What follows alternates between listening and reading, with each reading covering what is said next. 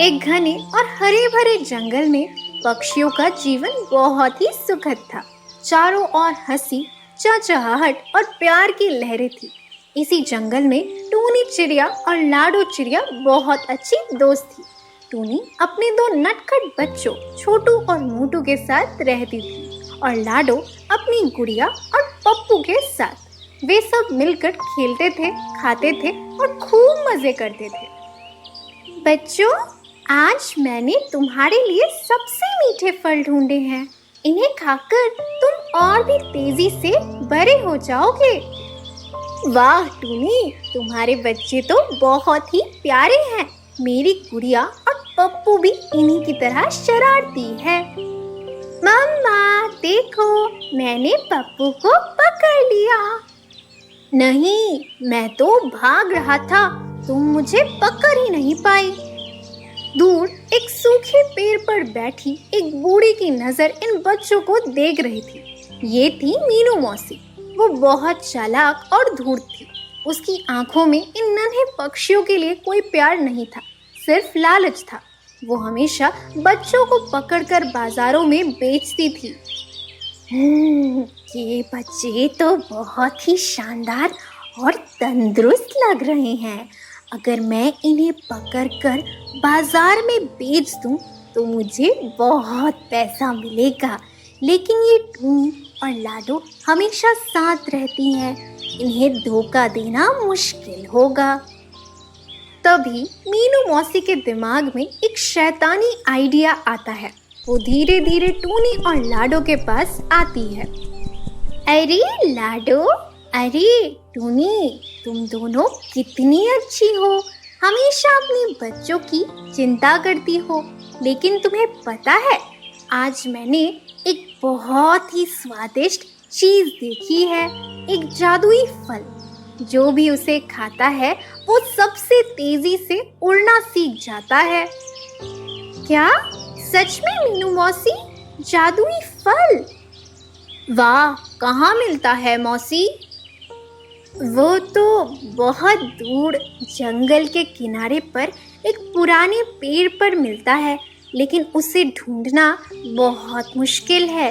क्या तुम अपने बच्चों के लिए उसे लाने जाओगी? टूनी और लाडो अपनी दोस्ती को मजबूत मानकर तुरंत हामी भर देती है। उन्हें पता नहीं था कि ये मीनू मौसी की एक चाल थी। हाँ, हम जरूर जाएंगे। हमारे बच्चे उसे खाकर बहुत खुश होंगे। धन्यवाद मौसी, आप कितनी अच्छी हैं। बस अब तुम जाओ और मैं तुम्हारे बच्चों को पकड़ती हूँ। इसी समय मिट्ठू तोता अपनी पत्नी गीतू और बेटे खट्टू के साथ वहीं से गुजर रहा था। मिट्ठू ने मीनू मौसी और दोनों चिड़ियाओं की सारी बातें सुन ली थी। उसे मीनू की बातों पर शक हुआ। गीतू, मुझे मीनू की बातों पर बिल्कुल भी भरोसा नहीं है। वो बहुत ही चालाक है। मुझे लगता है कि ये कोई चाल है। हाँ, मैं भी यही सोच रही हूँ। हमें कुछ करना चाहिए। उधर टूनी और लाडो अपने बच्चों को समझाकर उस जादुई फल की तलाश में निकल जाती है। बच्चों, हम अभी आते हैं। तुम यहीं पर रहना और कहीं मत जाना। हाँ बच्चों, हम तुम्हारे लिए एक तोहफा लेकर आएंगे। जैसे ही दोनों चिड़िया दूर जाती है, मीनू मौसी अपने दो मददगारों कालिया कौआ और गौरी कौवे को आवाज देती है। कालिया, गौरी, आ जाओ, हमारा शिकार तैयार है। वाह मौसी, आज तो बहुत मजा आएगा। क्या तुम पक्का जानती हो कि कोई हमें देखेगा नहीं? अरे तुम चिंता मत करो, मैंने सब कुछ सोच लिया है। मीनू मौसी और दोनों कौवे बच्चों के पास आते हैं। बच्चे डर से कांप रहे थे। अरे आप लोग यहाँ क्या कर रहे हैं? हमारी मम्मा कहाँ है? तुम्हारी मम्मा तुम्हें छोड़कर चली गई है। अब तुम मेरे साथ चलोगे। मीनू मौसी बच्चों को पकड़ने की कोशिश करती हैं। बच्चे चिल्लाने लगते हैं और भागने लगते हैं। बचाओ, हमें बचाओ, मम्मा मम्मा। बच्चों की चीखें सुनकर मिट्टू तोता और उसका परिवार तुरंत वहां पहुंचता है।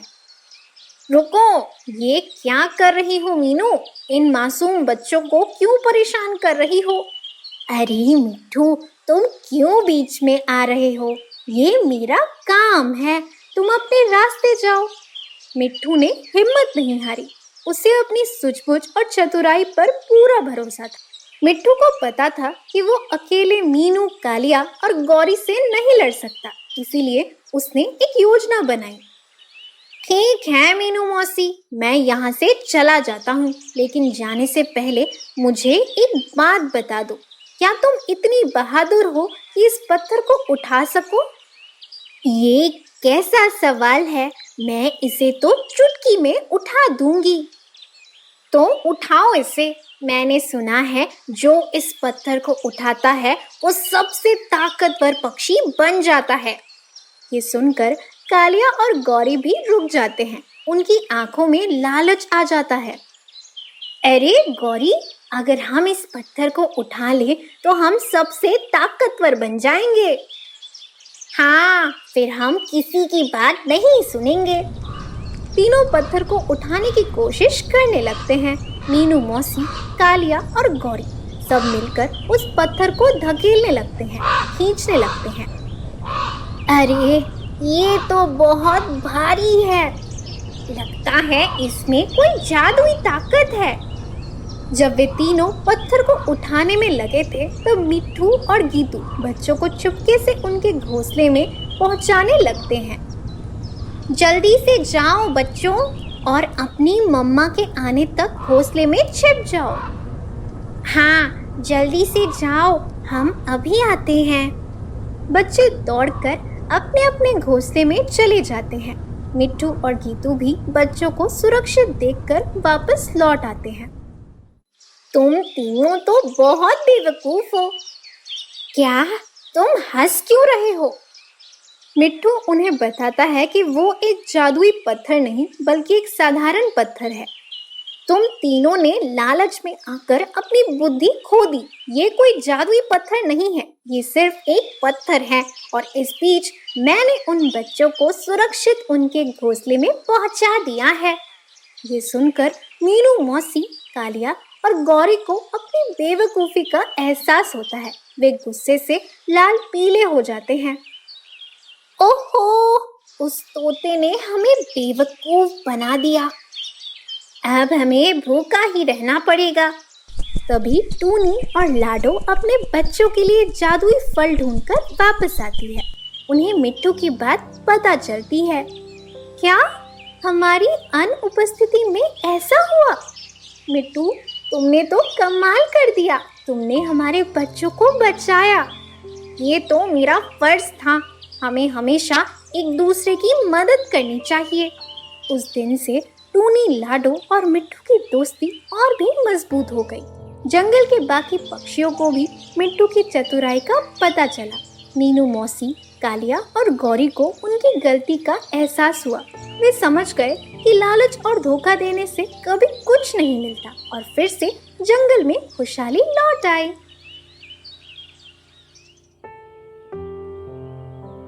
अरे, जंगल के दोस्तों की तरह आप भी इस साहसिक सफर का हिस्सा बनिए। चिंटू और टूनी की अगली रोमांचक कहानी जानने के लिए हमारे चैनल को सब्सक्राइब करें। बस नीचे दिए सब्सक्राइब बटन को दबाइए, बेल आइकन को चटकाइए और हर नए रहस्यमय तारे की कहानी सबसे पहले पाइए। आपका साथ ही हमारी कहानियों को चमक देता है। तो तैयार है ना? अभी सब्सक्राइब करें और जंगल के अगले रोमांच में हमारे साथ उड़ान भरें।